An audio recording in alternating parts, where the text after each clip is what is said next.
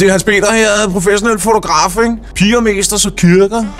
Nå, er I friske eller hvad? Til sådan lidt foto og den slags? Altså helt professionel fotograf for det hele. Jeg kører altid i bus. Der er altid topmodel og sådan et sted. Det er et super sted at få en helt naturlig samtale i gang med pigerne. Ja, der er ikke noget nøgenhalløj her. Jeg er professionel, helt igennem professionel. Jeg lærte det hele på VUC, du ved, den hårde skole. Ja, det er et spørgsmål om kemi, det hele. Som fotograf er man skulle lidt af en psykolog. Det er ikke bare sådan noget, man lige kan lære. Se bare her. Kanon professionelt det hele, mand. Det kirker. Det kommer til at stå 100% skarpt, mand. Du kan have den op bikini på. Ja, jeg kan bare mærke, når den er der. Ikke det vilde billede der. Pigerne, der bare står i deres egne bikini. Og mand, de er helt syge for det, altså.